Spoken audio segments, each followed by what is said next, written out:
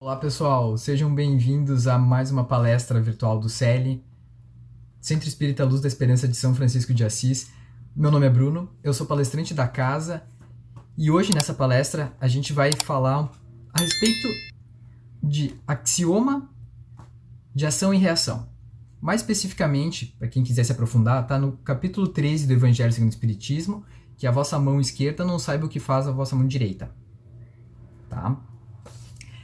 Então, quando a gente pensa, ou pelo menos quando eu paro para pensar o que significa ação e reação, o primeiro conceito que vem na minha mente é o conceito da física. O que seria ação e reação para a física? Ação e reação na física, ou na física que a gente aplica no mundo material, que é aplicado no universo macro, toda força que a gente faz, né, em algo, em algum objeto, existe uma reação que é exatamente igual, porém contrária, no sentido oposto. Então, se eu quiser empurrar, né, a minha mão com uma força para lá, X, o meu dedo vai estar sendo empurrado por esse objeto com a mesma força X, porém contrária. Essa é a reação.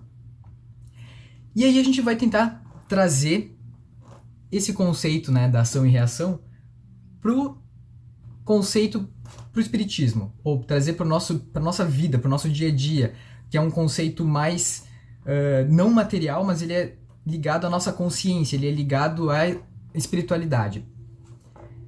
Se a gente for parar para pensar, se fosse realmente assim que funciona no dia a dia, na nossa vida, a lei de Talião, ela continuaria funcionando, ela estaria perfeita. Porque como é que é a lei de Talião? Né? Há 4.000 anos atrás, mais ou menos, tinha um governante lá que codificou uma lei para diminuir um pouco, né, para dar uma freada no comportamento bastante primitivo das pessoas daquela época. Qual era? Ela dizia mais ou menos assim, né, que se tu furar o olho, né, de alguém, tu vai ter teu olho furado. Se tu fizer um determinado X para alguém, tu vai receber esse determinado X.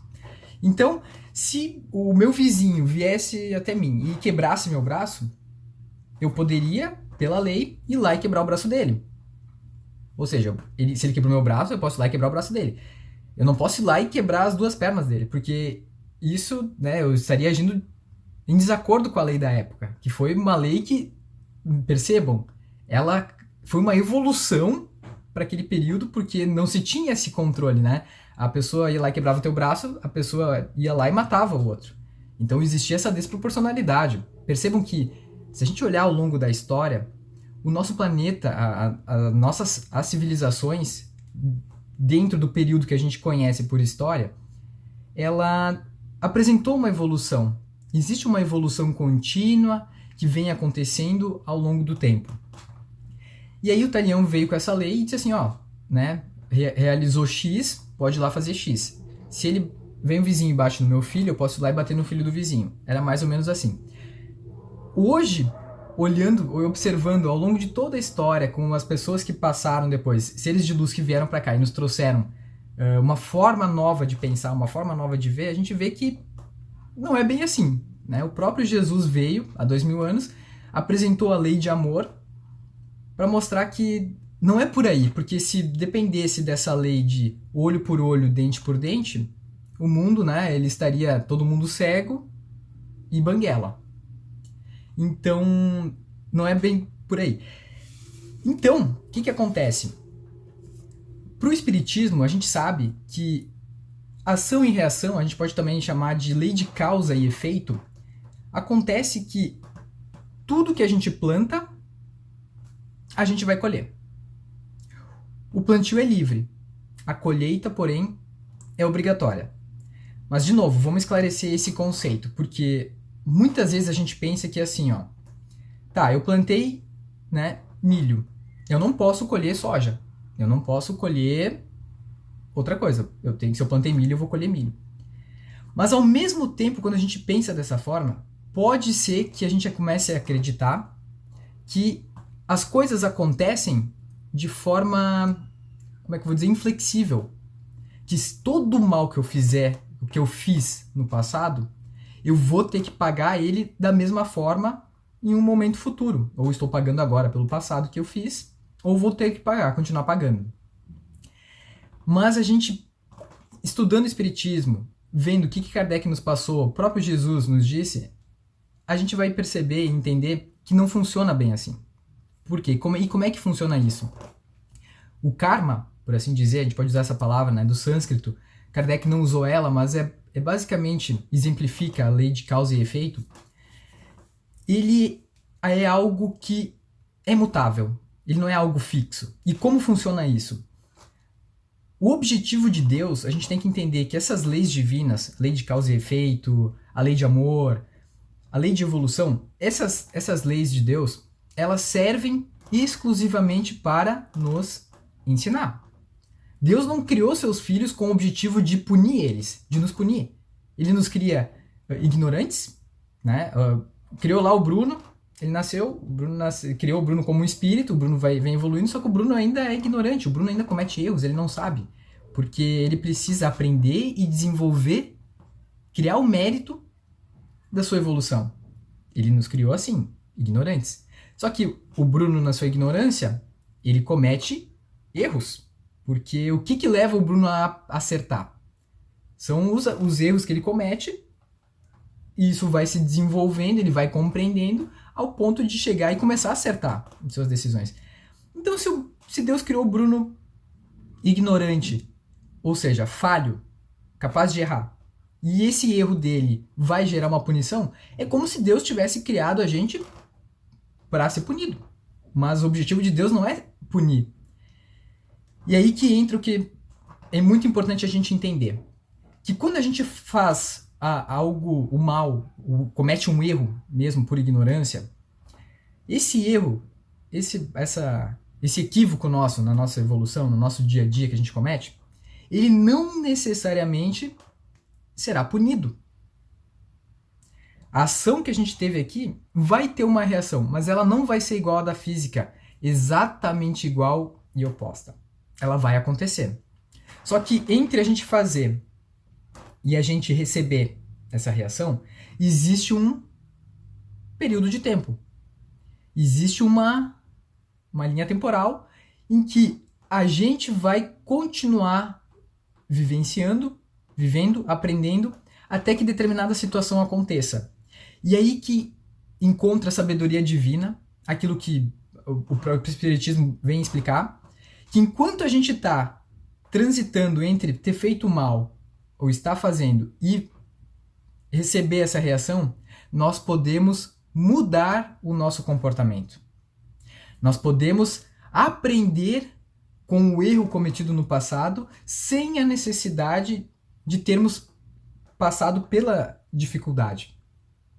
Acontece que se a gente comete um erro e nós aprendemos e entendemos o que levou a gente a cometer esse erro, se foi um egoísmo, e a gente começa a trabalhar esse egoísmo, se foi por orgulho, e a gente trabalha esse nosso orgulho, e as nossas atitudes, elas vêm consertando, lapidando, a gente vem buscando esse conhecimento e agindo no bem, vai chegar lá no final que ao invés de a gente ter uma reação, podemos dizer assim, punitiva, entre aspas, para aprender, para lapidar o nosso espírito em relação àquela atitude do passado, vai chegar um momento em que não vai ser daquela mesma, vai ser algo muito mais simples, muito mais suave. Então, voltando ao exemplo lá de plantar o milho, a gente vai plantar um milho, se foi um milho ruim que a gente plantou, em vez de colher, ao invés de colher um milho de má qualidade, a gente pode colher um milho de boa qualidade. Porque esse milho de má qualidade, ele foi bem cuidado, ele foi bem trabalhado, ele foi bem regado, ele foi bem alimentado. E lá no final, a necessidade de lapidação do nosso espírito a partir de uma punição, ela vai ser algo muito mais sutil, muito mais suave. Percebam, quando a gente faz algo de errado, o importante é a gente aprender. É isso que Deus quer. Deus criou seus filhos para aprender. Se nós aprendermos a lição, não há necessidade de passar pela expiação daquela mesma forma. Não estou dizendo que todos os problemas estarão resolvidos. Primeiro porque a gente vai continuar cometendo erros, sim, caminhada. Mas a gente pode atenuar. E o fato de acontecer alguma situação, ela também serve para nos movimentar, para nos tirar de uma zona de conforto, para nos fazer crescer. Mas pode ser muito mais fácil de lidar, muito mais simples, muito melhor. Eu gosto de usar o exemplo, a pessoa ela reencarnou aqui e ela estava na programação. Ela combinou com a equipe espiritual que preparou, programou o reencarne dela, que devido a falhas do passado, ela iria passar, por exemplo, por uma... Enfim, ela iria ter um membro do corpo amputado. Vamos supor, uma perna. Teria uma perna amputada. Em algum acidente, alguma coisa para ela. E ela, em espírito, concordou.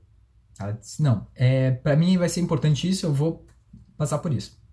Acontece que ela reencarnou e ela foi uma pessoa muito boa, muito correta, que aprendeu a fazer o bem, a praticar do bem, a caridade, o amor. Enfim, ela se tornou uma pessoa cristã, na essência da palavra. E ela viveu essa vida dessa forma.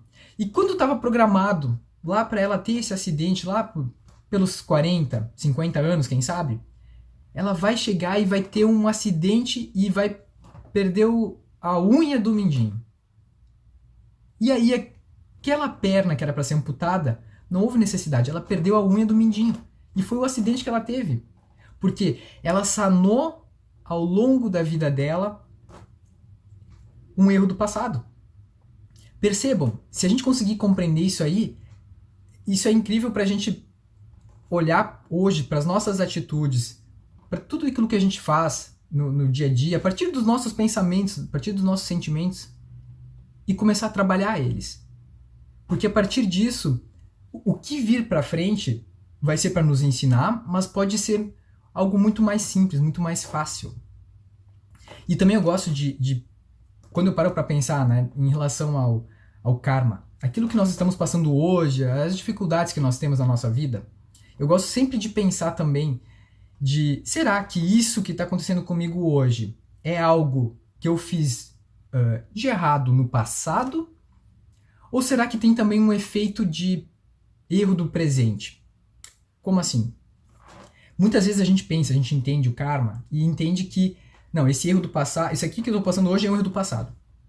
E a gente continua vivendo da mesma forma. Não, isso aqui que está acontecendo comigo é um erro do passado e paciência, tenho que aceitar, resignado, legal, bacana. Mas será que não é uma atitude minha do presente que está provocando também que eu tenha um sofrimento adicional a esse karma? Percebam, eu vou dar um exemplo, né, pessoal, que eu acho que ele pode agregar, ele pode acrescentar bastante. No passado eu já tive cálculo renal, né?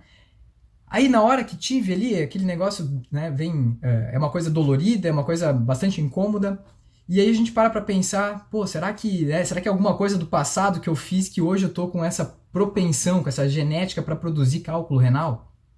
Pode ser? Pode.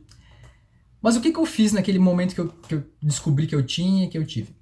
Eu mudei completamente a minha forma de se alimentar. E eu percebi que eu me alimentava muito mal. Eu não tomava água ao longo do dia. E isso era um fator gerador de cálculo renal. Simplesmente mudei minha forma de se alimentar, no presente. A partir daquele momento, eu nunca mais tive. Aí eu parei para pensar, será que era realmente só fato do passado, um karma, essa propensão? Ou será que eu estava acrescentando, né, algo a esse karma a partir de um comportamento errado meu do presente? Então isso é muito importante, porque às vezes a situação de dificuldade que a gente está passando, a gente pode simplesmente aceitar, tá tudo bem, que é algo do passado, um erro, né? Mas ficar inerte. E aí tá o erro. Cruzar os braços e pensar que não, né, não posso fazer nada. Eu já vim com essa programação e eu vou ter que passar por essa dificuldade. Mas será que se nós mudarmos a nossa atitude no presente, também em relação a isso que está acontecendo, será que a gente não vai também limpar um pouco, melhorar essa situação de dificuldade? É a reflexão que eu deixo, que a gente possa, sim, ao longo dessa caminhada entre o agir errado e o receber a reação disso, que a gente possa agir com amor, que a gente possa trabalhar com a caridade, que a gente possa... E pode ser coisa simples, cuidar dos nossos pensamentos, é aprender a frear um impulso, que a partir disso também é caridade, é não pensar mal do outro, é rezar para aqueles que precisam, para aqueles que nos fazem o mal, por aqueles que são governantes hoje, por aqueles que, enfim, que estão fazendo coisas erradas, que a gente possa ter amor por eles, ter compaixão. E através disso a gente também vai estar fazendo um bem para nós, para o outro e para o planeta como um todo, que está passando por esse processo de transição planetária. E, além disso tudo, nós vamos estar aprendendo e sim, que é o objetivo principal de aprender, chegar lá na frente e ter algo muito mais atenuado, algo muito mais proveitoso, sem tanta a necessidade de passar por um sofrimento, que às vezes a gente acaba passando por aprendizado, certo? Eu agradeço a presença de todos por terem assistido essa palestra e que tenham um ótimo dia. Obrigado a todos. Obrigado, pessoal. Valeu.